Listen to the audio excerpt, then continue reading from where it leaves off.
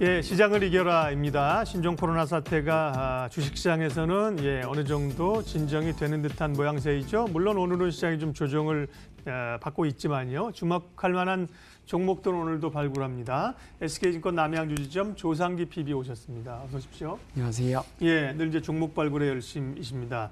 그 결과가 이제 좋은 수익이 나서 종목 점검 쭉 할 게 있는데요. 4종목 있습니다. 오늘 이거 이 종목 진단만 해도 배부를 것 같습니다. 예, 잠깐 봐주십시오. 예. 네, 일단은 더구전자랑 ITM 반도체 두 가지 묶어서 말씀을 드려야 될 것 같은데요.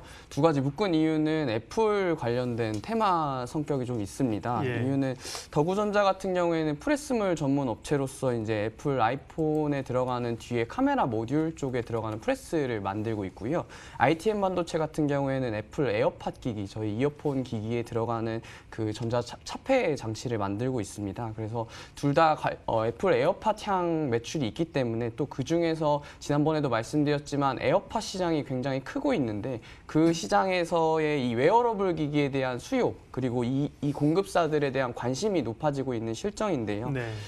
애플 에어팟 같은 경우에는 작년 2019년도에 6천만 대 정도 판매됐다고 통계가 나오고요. 올해 한 1억 대에서 2억 대 정도의 수준을 예측을 하고 있습니다. 그렇게 되면은 애플 에어팟이 이 웨어러블 시장에서 이어폰 시장에서 약 53%의 시장 점유율을 가져가고 있습니다. 극단적으로 말씀드리면 전 세계 인구의 2명 중에 한 명꼴은 에어팟 기기를 사용하고 있다고 해도 무방할 정도인데요. 그만큼 이 애플의 에어팟에 대한 실적 그리고 애플의 신고가를 기록하고 있는 모습을 보면 ITM 반도체나 더구전자는 올해 내에서도 애플의 주가가 한 번씩 움직일 때마다 한번 관심 있게 지켜봐야 되는 두 종목이 아닌가 예상해서 말씀을 드렸고 향후에도 좀 주가가 상승을 할 수 있을 것으로 예상을 하고 있습니다. 네.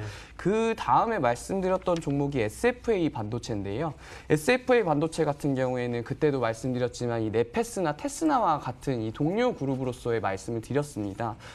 비메모리 또는 메모리 쪽에 이 패키징 테스트를 담당하는 업체인데요.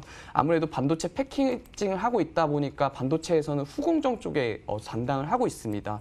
아무래도 이 삼성전자나 SK 하이닉스, 동사 같은 SFA 반도체 같은 경우에는 삼성전자, SK 하이닉스 외에도 마이크론이라는 최대 고객사를 갖고 있습니다. 그만큼 앞에 전방에 있는 고객사들의 주가가 좋은 만큼 삼성전자, SK 하이닉스, 마이크론까지 포함해서 고객사의 주가가 좋은 만큼 SFA 반도체의 주가도 그만큼 상승했던 것이 아닌가 예상을 좀 할 수 있을 것 같고요. SFA 반도체의 성장 동력은 아무래도 비메모리 반도체 쪽입니다. 삼성전자가 2030을 외치면서 20년도에는 비메모리 시장에서 30%의 시장 점유율을 가져가겠다. 그렇게 그 설비 투자를 많이 진행을 하겠다라고 밝혔기 때문에 그 설비 투자에 진행되는 규모의 수혜를 받는 업체가 아무래도 앞서 말씀드렸던 네페스나 테스나 여전히 신고가를 기록 중이고요. SFA 반도체 또한 그 안에서 한번 이게 종목을 관심을 가지고 지켜보시면 좋을 것 같습니다. 네.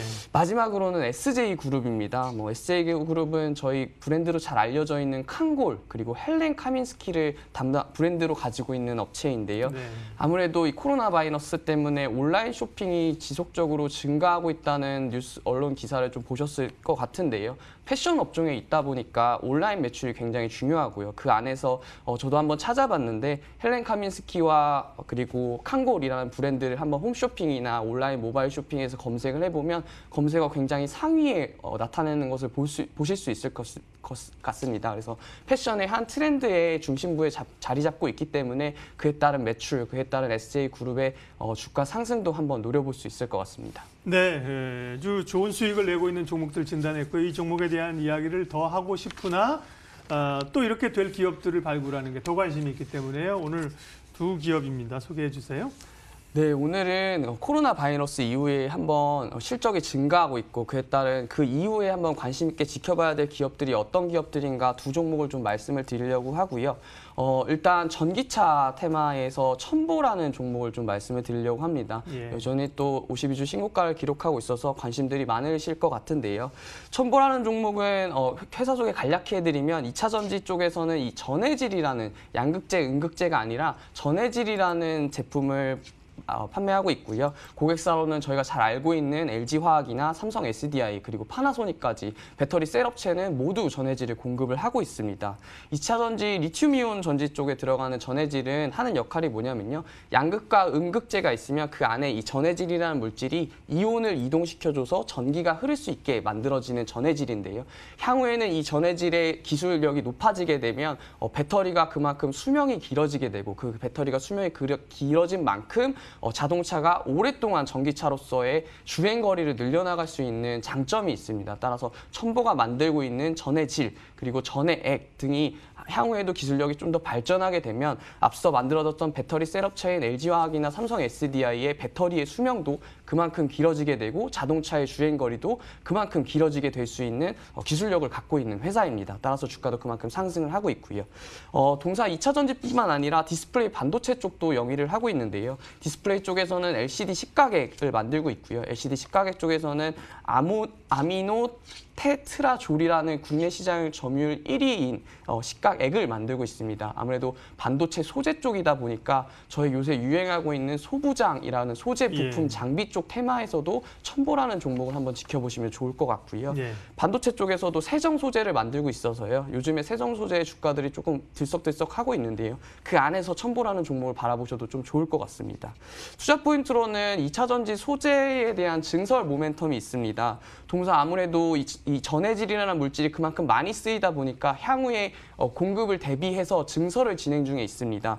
작년에 총 450억 원을 집행을 해서 캐펙스 투자를 진행을 했고요. 그만큼 유럽 전기차 시장에 대비한 공장의 증설이라고 봐서 향후에 이제 이익을 가져올 수 있는 부분이 마련이 됐다라는 부분을 좀 말씀드리고요.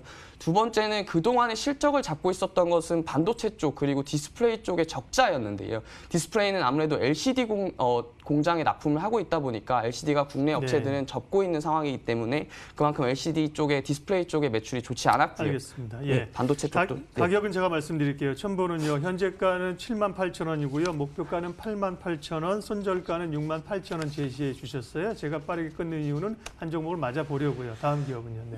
다음 종목은 결제에 관련된 주입니다. 잘 알고 있는 KG 이니시스라는 종목을 말씀드리려고 하고요. 간단히 포인트만 말씀드리면 데이터 3법에 대한 수혜를 받고 있습니다.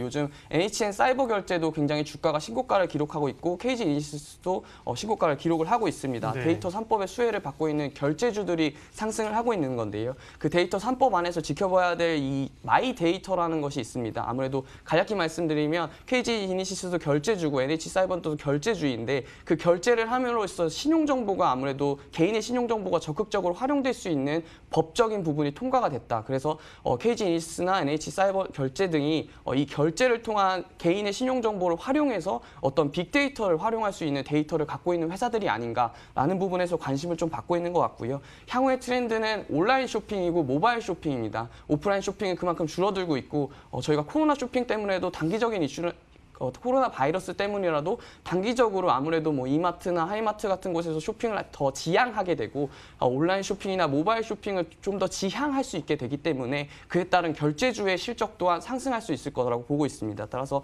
이번 연도 내에도 KG 이니시스는 20% 정도 이상의 실적의 성장을 가져올 수 있을 거라고 보고 있기 때문에 KG 이니시스 한번 관심 있게 지켜보시면 좋을 것 같고요.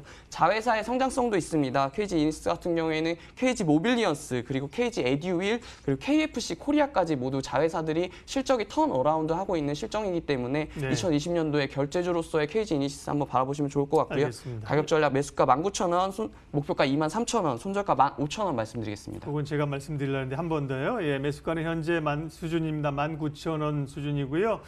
목표가는 23,000원으로 제시를 하셨습니다. 손절가는 15,000원. 시장을 이겨라 SK증권 남양주지점 조상기 PB 함께했습니다. 수고하셨습니다. 지수가 조금 밀리는 흐름입니다. 2,209까지 밀려났네요. 변동성이 좀 있죠. 오늘도 예측할 수 있는 좀 조정이니까요. 잘 대응하십시오. 마켓돈 여기까지 하겠습니다. 고맙습니다.